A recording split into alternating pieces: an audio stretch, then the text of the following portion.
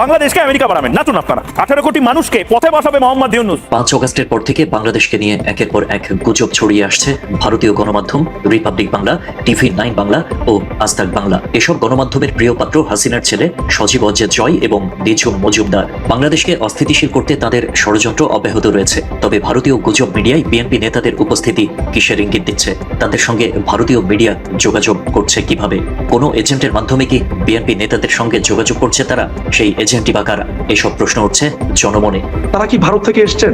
অথচ হিন্দুরা বাংলাদেশের প্রধানতম নাগরিক, তারা এই দেশটা তাদের। বাংলাদেশের হিন্দুরা এদেশের প্রধানতম নাগরিক, এদেশটা হিন্দুদের।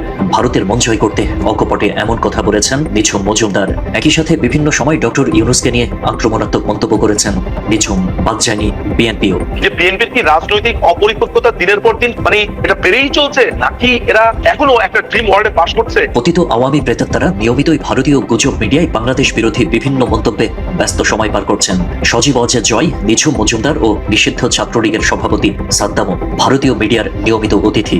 এছাড়া গণ অধিকার পরিষদের নেতা তারেক রহমানও ভারতীয় মিডিয়ায় যুক্ত হয়ে ষড়যন্ত্রে অংশ নিয়েছে। তবে সাম্প্রতিক সময়ে সবচেয়ে বেশি আলোচিত ঘটনা ঘটিয়েছে বিএনপির সহ আন্তর্জাতিক বিষয়ক সম্পাদক রুমিন ফারহানা।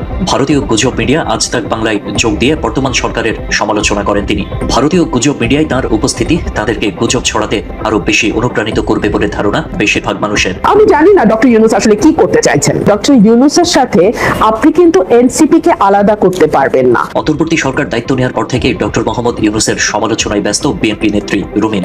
আজতাক বাংলার সঙ্গে আলোচনায় অংশ নিয়ে মিয়ানমারকে মানবিক করিডোর দেওয়ার গুঞ্জন ওঠায় প্রধান উপদেষ্টার সমালোচনা করেন তিনি। আমাদের ঘরের পাশে মিয়ানমার, সেখানে মানবিক করিডোর দেওয়ার ব্যাপারে যে সিদ্ধান্ত, তার আগে কিন্তু সরকার কোনো পলিটিক্যাল পার্টির সঙ্গে আলোচনা করে নাই। চট্টগ্রাম বন্দর বিদেশিদের দিয়ে দিচ্ছেন ডক্টর মোহাম্মদ ইউনূস, এমন দাবি করেও তার সমালোচনা করেন বিএনপি নেত্রী। এট দ্য সেম টাইম যখন উনি বন্দর দিয়ে দিচ্ছেন অন্য আরেকটি দেশকে, অথচ অন্তর্বর্তী সরকারের পক্ষ থেকে জানানো হয়েছে মানবিক করিডোর ও চট্টগ্রাম বন্দর বিদেশি কাউকে দেওয়ার কোনো পরিকল্পনা নেই তাদের। বরং মানবিক করিডোর ইস্যু তৈরির গুজব ছড়িয়েছে প্রতিবেশী দেশ।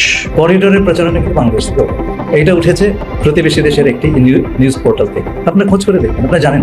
অন্যদিকে বিএনপির ভারপ্রাপ্ত চেয়ারম্যান তারেক রহমানের দেশে ফেরার নিরাপদ পরিবেশ দিতে ব্যর্থ ইউনূস সরকার। আলোচনায় এমন অভিযোগ করেন রুমিন ফারহানা। এত বছর ধরে তাকেও তিনি দেশে ফেরবার মতো নিরাপদ পরিবেশ তৈরি করে দিতে পারছেন না। তবে মজার ব্যাপার হলো রুমিন ফারহানা যে টিভি চ্যানেলকে সাক্ষাৎকার দিয়ে এসব কথা বলেছেন, তারাই দিনরাত তারেক রহমানকে ষড়যন্ত্রকারী হিসেবে আখ্যা দিচ্ছে। বিগত কয়েক মাসে তারেক রহমানকে নিয়ে গুজব ছড়িয়ে শিরোনাম করেছে শয়তান মাথা ফাঁস, শেখ হাসিনাকে মারতে কোটি কোটি টাকা দিয়েছে তারেক রহমান। তারেক রহমানের সাংঘাতিক প্ল্যান, লন্ডনে বসে ষড়যন্ত্র ফাঁস, ইন্ডিয়ানদের লাথি মেরে ঢুকিয়ে দেওয়ার হুমকি তারেক রহমানের। বেইমান তারেক জিয়া বাংলাদেশের প্রধানমন্ত্রী হচ্ছেন। ভারতকে কোথায় সতর্ক হতে হবে? তারেক রহমানের নির্দেশ মানলে বাংলাদেশ সেনা বিদ্রোহের পথে। ধরে ধরে তারেক জিয়ার পাপের লিস্ট দিলেন বাংলাদেশি সাংবাদিক। শুনলে মাথা ঘুরে যাবে। বাংলাদেশি সাংবাদিকের সংখ্যা, বিএনপি নেতার জেল মুক্তিতে ভারতের বিপদ, বিএনপি সময় লাদেন এসেছিল, কি বললেন বাংলাদেশি সাংবাদিক। বাংলাদেশে হিন্দুদের ওপর হামলাকে ছোট করে দেখছে বিএনপি, এমন সব শিরোনামে সংবাদ প্রকাশ করেছে ভারতীয় সংবাদ মাধ্যম আজতাক বাংলা। অথচ সেই আজতাক বাংলার আলোচনায় যুক্ত হয়ে আওয়ামী লীগের সুরে কথা বলছেন রুমিন ফারহানা।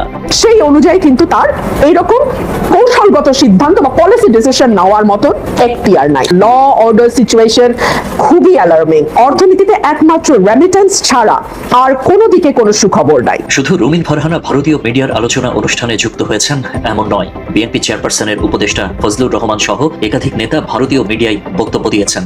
তাদের জুলাই অভ্যুত্থানের মর্যাদা ক্ষুণ্ণ করেছেন বলেও মন্তব্য করেছেন অনেকেই। প্রশ্ন উঠেছে, ভারতীয় মিডিয়ার সঙ্গে কোন কৌশলে যোগাযোগ রাখছেন বিএনপি নেতারা? আশিক আহমেদ। আসসালামু আলাইকুম, আশা করি পুরো ভিডিওটি দেখেছেন এবং বুঝতে পেরেছেন।